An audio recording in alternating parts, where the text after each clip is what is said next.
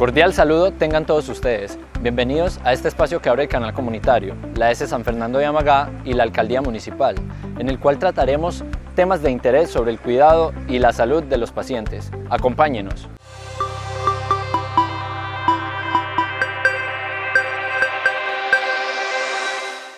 En este programa hablaremos sobre las enfermedades no transmisibles o enfermedades crónicas, las cuales tienden a ser de larga duración y resultan de la combinación de factores genéticos, fisiológicos o conductuales. En el día de hoy nos acompaña el médico profesional, el cual nos explicará qué son estas y en qué se fundamentan.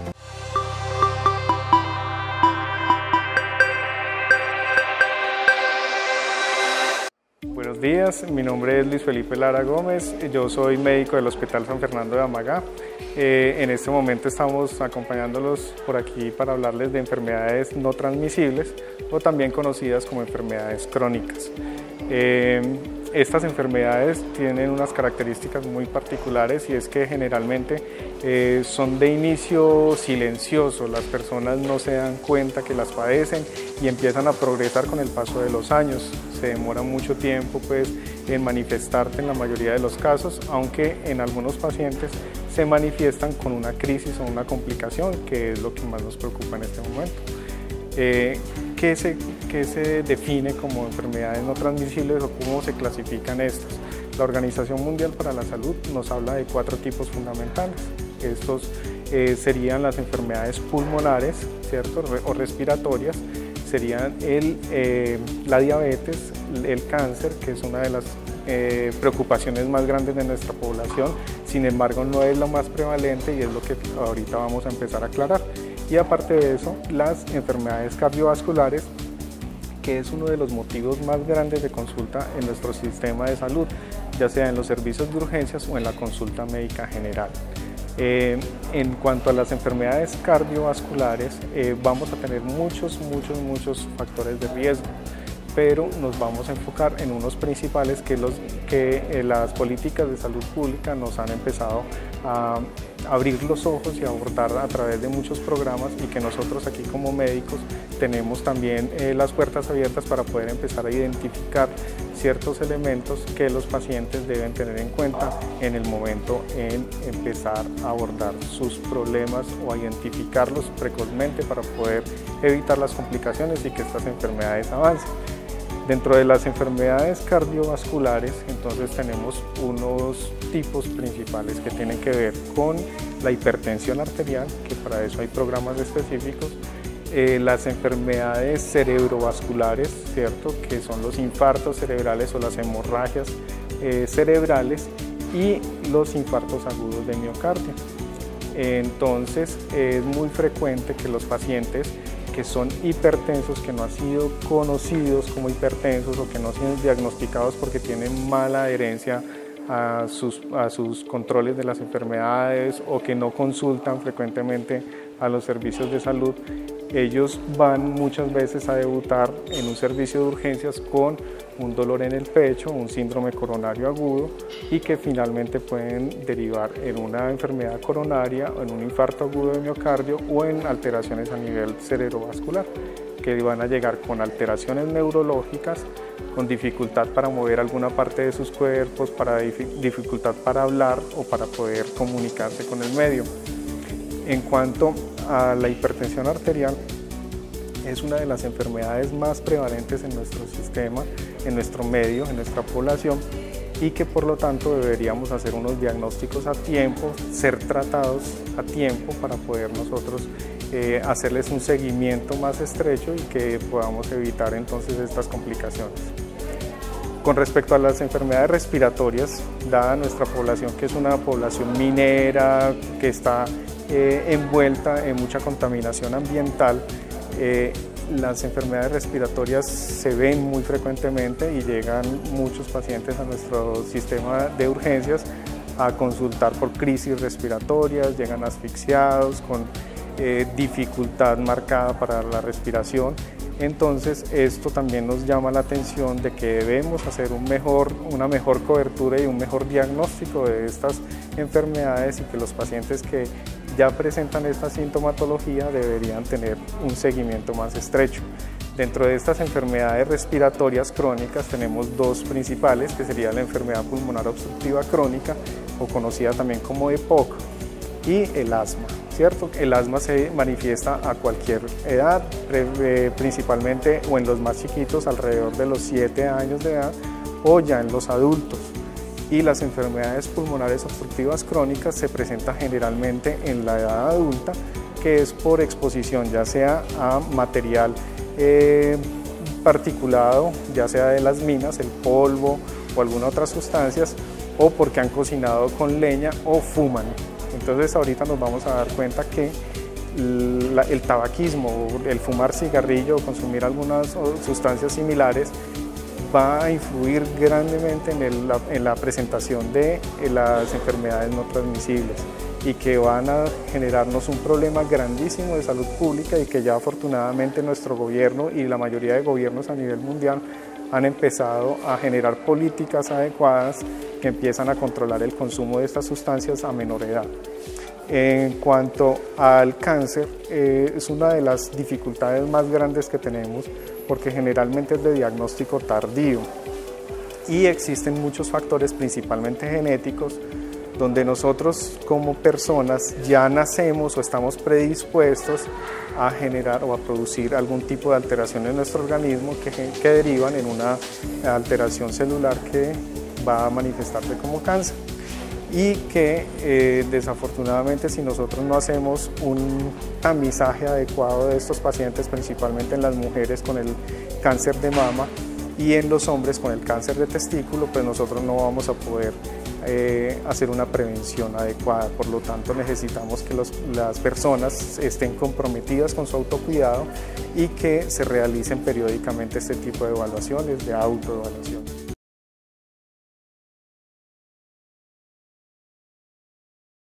¿Sabías que las enfermedades no transmisibles afectan desproporcionadamente a países bajos y medios,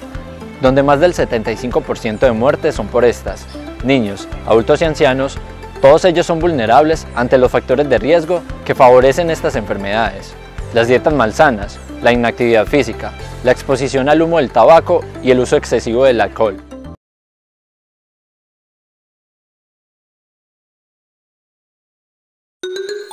La diabetes, las enfermedades cardiovasculares, las enfermedades respiratorias crónicas y el cáncer son las principales enfermedades no transmisibles. En los últimos años, estas han aumentado impulsadas por el envejecimiento, la urbanización, la globalización y cambios en nuestros estilos de vida, hasta convertirse hoy día en la gran epidemia de nuestro tiempo. El impacto de las enfermedades no transmisibles puede reducirse con estilos de vida saludables, pero para adoptarlos, la voluntad individual no es suficiente. Por ejemplo, cuando comprar alimentos saludables es más costoso y difícil de encontrar que la comida chatarra. Cuando realizar ejercicio físico es todo un desafío porque no contamos con áreas verdes acondicionadas, cercanas y seguras. Cuando dejar de fumar o de beber resulta complicado porque la publicidad de estos productos nos invade en todas partes. Se requieren leyes y normas que hagan de la opción saludable la más fácil de tomar, pues de no hacerlo, cada vez más personas se enfermarán y necesitarán medicamentos y tratamientos costosos de por vida, los cuales podrían llevarlos a la ruina. Pero estamos a tiempo de poner un freno a esta epidemia, y algunos países en las Américas ya han tomado acciones, como por ejemplo, reformulando los productos procesados para hacerlos más saludables, informando a los consumidores acerca de su contenido y promoviendo un mayor acceso a alimentos frescos, regulando la venta de alimentos en las escuelas, así como proporcionando agua potable sin costo, aplicando impuestos al tabaco, alcohol y bebidas azucaradas para reducir su consumo, a la vez que facilitando el acceso a programas para dejar de fumar, prohibiendo el consumo de tabaco en espacios públicos cerrados y limitando la publicidad en cigarros, alcohol y comida chatarra, creando espacios para la realización de actividades físicas, así como promocionando las ciclovías recreativas y el uso del transporte público. Los gobiernos deben asegurar los servicios de salud para la población, el acceso a la detección oportuna, el diagnóstico, cuidados de salud y medicamentos, sin discriminación y sin que ello implique caer en dificultades económicas. Las personas deben tener apoyo y acceso a la información para empoderarlas en el manejo de su propia salud, con el fin de mejorar el control de sus enfermedades y contribuir a un desarrollo sano de ellos y sus familias. De esta forma, las personas como tú, yo y todos pondremos un alto a esta terrible epidemia y podremos disfrutar de una vida más larga y beneficiosa. Políticas públicas y hábitos saludables constituyen la receta para un mejor estilo de vida. Comparte esta información y si deseas saber más, visita nuestra página.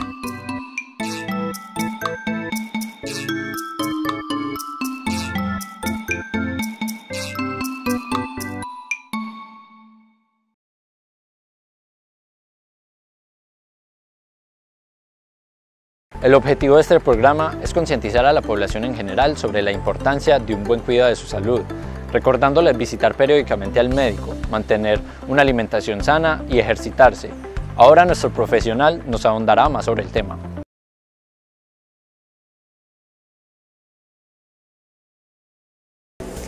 En cuanto a la diabetes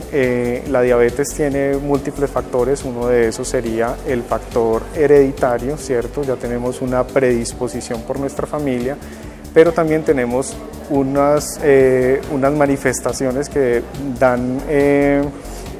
una luz sobre cómo ha vivido la persona durante este tiempo, y a medida que van pasando los años, pues esto se nos va manifestando, ya sea por alimentación, malas conductas en cuanto a actividad física, en cuanto al consumo de ciertas sustancias, y que finalmente pues nosotros nos vamos a presentar con niveles de azúcar elevados. Y hay que tener en cuenta que no solamente el azúcar elevada es un factor de riesgo, sino también tener frecuentemente cifras de azúcar en la sangre disminuidas, que sería la hipoglicemia. También nos llama la atención, y que muchas personas que son diabéticas presentan episodios frecuentes de este tipo de alteraciones que van a atentar contra sus vidas, porque incluso es mucho más peligroso para la salud de las personas tener el azúcar baja que el azúcar elevada. Sin embargo, el azúcar elevada los predispone a generar daños en múltiples órganos, como son los ojos, la sensibilidad en las extremidades, los riñones, el corazón y muchas más. Entonces debemos tener mucho cuidado con estos elementos, y deberíamos entonces empezar a abordar estos problemas desde pequeñitos. Entonces, ya viendo pues como este panorama general de estos 4 grupos de enfermedades no transmisibles, podríamos empezar a abordar ya cuáles son los factores de riesgo principales. Entonces, dentro de las políticas públicas y mundialmente se ha aceptado que hay unos elementos que tienen que ver con la forma como estas enfermedades van a progresar. Entonces, a medida que nosotros vamos avanzando en edad, es más difícil corregir lo que no hicimos desde pequeños. Por eso nuestros niños no deberían de correr con esos riesgos o con las culpas de las malas conductas que siguieron los padres. Entonces deberíamos empezar desde un adecuado control de crecimiento y desarrollo, desde los más chiquiticos, empezar a identificar tendencias hacia la malnutrición. Y entiéndase por malnutrición tanto bajo peso como alto peso, y aparte de eso los hábitos en los estilos de vida pues, de los pacientes, que sean con actividades físicas regulares, con una adecuada alimentación, porque a medida que pasan estos años ya no lo vamos a poder corregir tan fácilmente, nos va a causar más dificultad, y ese es uno de los motivos más frecuentes o más comunes de fracaso de los tratamientos. Los más chiquiticos, entonces vamos a tenerlos dentro de un programa de crecimiento y desarrollo. Entonces ya tenemos una etapa inicial que sería para toda la población los hábitos nutricionales y la actividad física, ¿cierto? Y ya en los más grandecitos, entonces vamos a empezar a evitar el consumo de sustancias nocivas como el cigarrillo, ¿cierto? Entonces el cigarrillo desafortunadamente es una de las drogas legales que más daño le han hecho a nuestra población, y que afortunadamente ahora por políticas públicas, creándose espacios libres de humo de tabaco, limitándose la venta de los cigarrillos, ha mejorado ciertas condiciones, no tanto para los pacientes que ya venían consumiendo el cigarrillo habitualmente, sino para que los más chiquitos no puedan acceder a ello y que por lo tanto se disminuya la incidencia del consumo de estas sustancias en la población más pequeña y que más adelante, cuando ya estén en la edad adulta, no vayan a generar algunas complicaciones como las enfermedades respiratorias, el cáncer y las enfermedades cardiovasculares principalmente. Entonces por ese lado vamos a tener ya un factor importante, listo. Y la otra cosa que tiene que ver es los factores ambientales, entonces nosotros debemos tratar de que nuestra población esté rodeada de un ambiente sano. Eso a veces es difícil porque hay cierta contaminación ambiental que nos va a dar dificultad pues controlarla y que pues dentro de las emisiones que tienen ciertas empresas pues respecto a las partículas, los humos, los vapores, no vamos a poder tener un impacto pues como adecuado respecto a eso. Sin embargo, se espera pues que a nivel de salud pública y de las administraciones municipales haya un adecuado control de estas emisiones. Y con respecto a los factores no modificables, que serían los hereditarios, pues de ahí sí nosotros no podríamos intervenir directamente porque ya son personas que están predispuestas a sufrir de estas enfermedades y que por lo tanto nosotros no podemos incidir realmente en la forma de presentación de estas enfermedades. Pero si nosotros nos ponemos juiciosos a influir en esas otras condiciones, nosotros con seguridad vamos a tener muchas posibilidades de mejorar las condiciones de salud de las personas y que por lo tanto nosotros vamos a tener una mejor calidad de vida y nuestra población va a ser una población más sana. En el tiempo que llevo trabajando aquí en el Hospital San Fernando de Amagá y conociendo un poco más su población, me he dado cuenta que es una población con tendencia a enfermarse frecuentemente y hay un alto índice de consulta en nuestra institución, que incluso en los últimos días no hemos dado abasto porque las enfermedades respiratorias con los cambios del clima y con las condiciones ambientales que tenemos, pues no ha sido posible llevar a un adecuado control. Entonces los sistemas se nos están colapsando debido a este tipo de alteraciones, pero si nosotros nos ponemos juiciositos a hacer este tipo de cambios en nuestro estilo de vida, a controlar, a consultar a tiempo, entonces nosotros podemos evitar las complicaciones. ¿Listo? ¿Qué frecuentemente nosotros vemos en la consulta médica o en los pacientes que ya venimos controlando de sus enfermedades no transmisibles o enfermedades crónicas? Que tienen mala adherencia, que no conocen los tratamientos, que ellos no se comprometen realmente a hacer cambios importantes en su vida. Entonces, por más esfuerzo que nosotros le metamos a mejorarles sus medicamentos, sus esquemas de tratamiento, a explicarles cómo deberían actuar frente a sus enfermedades, esto no va a impactar realmente si el paciente no se compromete. Pero debemos tener en cuenta también una situación muy particular y es que tenemos una población adulta muy desprotegida que no tiene un acudiente que se haga cargo de la enfermedad de estas personas y llegan personas de edad avanzada con dificultades para entender las indicaciones que les damos como médicos y que por lo tanto eso va a generar un fallo terapéutico porque no van a tener una adecuada adherencia al tratamiento o van a confundir las dosis de los medicamentos o no se toman los medicamentos cuando van a ir a las consultas. Entonces, cuando nosotros los recibimos en el consultorio, no vamos a encontrar un adecuado control, pero no va a ser posible determinar la respuesta al tratamiento porque no se están tomando de manera adecuada los medicamentos o porque no se realizan los exámenes de control que nosotros les mandamos. Entonces, por ese lado, nosotros también necesitamos que la población se comprometa con sus familiares que presentan estas enfermedades crónicas no transmisibles y que por lo tanto vamos a tener una mejor respuesta a los tratamientos, que el tratamiento va a ser mucho más efectivo y cuando hay apoyo familiar se va a asegurar de cierta manera que se haga un seguimiento mucho más estrecho. Entonces, cuando nosotros tenemos, por ejemplo, el programa de riesgo cardiovascular, un paciente hipertenso, diabético, con EPOC, que tiene múltiples medicamentos, que está siendo evaluado por varios especialistas, pero que ya conocemos que por dificultades económicas, por dificultades para el transporte o por algunas otras situaciones particulares de cada quien, no se les puede garantizar de que lleven un adecuado control o seguimiento. Entonces, los controles no se hacen de manera tan frecuente, a no ser de que el paciente no sea muy adherente a su tratamiento. Entonces eso nos da tiempo a que si la familia apoya, que si el paciente está comprometido, pues estos van a llevar un tiempo adecuado como para que puedan realizar su ahorrito o se programen de manera adecuada para poder asistir a sus citas y llevar a los pacientes a los controles de manera adecuada. Entonces vamos a ponernos las pilas con eso para que podamos entonces mejorar el tratamiento de estas personas y que evitemos complicaciones como ya las que le había comentado en un principio. Entonces vamos a avanzar en otros aspectos. ¿Qué pasa, por ejemplo, cuando los pacientes llegan aquí al consultorio y nosotros tenemos que darles una cita más frecuente? Entonces tenemos un sistema en el que va a haber dificultad para asignar citas tan frecuentemente. Entonces son pacientes que muy posiblemente se le envían los seguimientos, se le ordenan pues, ciertos exámenes de control, pero que no lo van a lograr en el tiempo que realmente se necesita.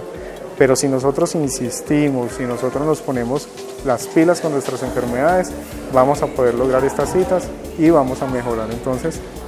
las condiciones que tenemos para poder garantizarles una mejor atención. Respecto a los medicamentos, entonces las tomas de los medicamentos son otra de las cosas más importantes que tenemos dentro del tratamiento de enfermedades crónicas no transmitibles. Entonces tenemos que los medicamentos deberían tomarse por horario. ¿Esto con qué fin? Que siempre garanticemos una adecuada toma y que cuando asistamos a las citas médicas el paciente siempre tenga sus dosis de medicamentos en el horario establecido, de manera adecuada, con el tiempo adecuado. Aparte de eso, no se deberían de retirar los medicamentos de sus empaques originales, porque hay medicamentos que con la luz del sol, con la humedad, con el calor, empiezan a deteriorarse y eso va a hacer que cuando el paciente tome el medicamento, este medicamento ya no va a actuar de la misma manera y la efectividad se va a perder. Entonces por ese lado también tenemos un compromiso muy grande que tiene que ver con el cuidado de los medicamentos. Otro de los aspectos respecto a esto es que cuando nosotros realizamos modificaciones a los esquemas de tratamiento, es decir, modificamos un medicamento, lo suspendemos y le agregamos otro, nosotros necesitamos que esos medicamentos que ya el paciente no se va a tomar, los devuelvan a la institución que se los está administrando. ¿Por qué razón? Porque es también muy frecuente que los pacientes continúen con el esquema de tratamiento viejo, pero adicionalmente agregan los medicamentos que se pusieron como fórmula nueva. Entonces vamos a tener un tratamiento inadecuado que lo único que va a hacer es deteriorar la salud de las personas y que por lo tanto deberíamos evitar este riesgo. Y respecto a el seguimiento, entonces tenemos por ejemplo en los pacientes diabéticos dificultades muy grandes para el automonitoreo del azúcar en la sangre, especialmente los que usan insulina. Entonces, los pacientes que usan insulina debemos tener en cuenta varios aspectos. La insulina necesita refrigeración y la insulina luego de abierto el envase, ¿cierto? Ya sea el frasquito de vidrio o el lapicero, ¿cierto? Esos medicamentos no duran más de un mes, por lo tanto, si el medicamento fue abierto y al mes todavía tiene medicamento ahí en el empaque original, debería desecharse y abrirse uno nuevo, para que este medicamento continúe haciendo el efecto adecuado y que no perdamos el tratamiento y que no vayamos a tener un falso fallo terapéutico debido a que realmente el medicamento lo que pasó fue que se venció, se deterioró. ¿Listo? Entonces por ese lado nosotros nos vamos a preocupar también entonces con la aplicación de la insulina, con la forma como la manipulamos y cómo la vamos a almacenar, ¿listo? Y lo vamos a cuidar. Entonces, otro de los aspectos tiene que ver con el monitoreo de la glucosa, que es con el aparatico que se pinchan en el dedo y van a ver qué nivel de azúcar tienen en la sangre. Nosotros necesitamos que lleven un adecuado monitoreo de su azúcar en la sangre y que por lo tanto para eso tenemos aquí unos espacios con los jefes de enfermería, quienes son los encargados de enseñarles a manejar estos equipos y a llevar el registro de sus diarios de glucometrías, para que cuando vengan a la consulta traigan por escrito esos valores y nosotros podamos hacer un mejor enfoque del tratamiento y podemos entonces así orientar los cambios o los ajustes que se necesiten para hacer un mejor control. Por ahora pues esos son como los aspectos principales que nosotros teníamos para hablar respecto a las enfermedades no transmisibles. Aquí tenemos ya en el hospital unos programas para hacer detección temprana de ciertas patologías, entonces hay unos programas específicos para cada grupo de edad que empiezan desde los más chiquitos hasta los adultos mayores y tienen que ver entonces con crecimiento y desarrollo para los chiquiticos, joven sano, que es para nosotros evitar consumo de drogas psicoactivas, inducción para métodos de planificación familiar, autocuidado, sexualidad responsable, y vamos a tener el programa de planificación familiar para que nosotros evitemos embarazos no deseados o complicaciones en el embarazo dadas algunas condiciones particulares de cada paciente, el programa de control prenatal, que es fundamental porque tenemos muchas maternas que tienen mala adherencia a los programas de control prenatal y que más adelante sus embarazos se pueden complicar debido a que no se realizó detección adecuada de esas alteraciones del embarazo. Y ya en los adultos o los adultos mayores, entonces tenemos programas para los adultos sanos. Recuerden que también es para los que son sanos, no solamente para los que estén ya enfermos, para que nosotros podamos detectar a tiempo esas alteraciones y podamos darle tratamiento específico y evitemos la progresión de estas enfermedades. Eso era lo que tenía para decirles el día de hoy, espero que les haya gustado. Cualquier duda que tengan, entonces aquí en el hospital estamos dispuestos a resolvérselas, estamos con las puertas abiertas para que atiendan, el personal atienda sus dudas, sus inquietudes y que puedan acceder a estos programas. Feliz día.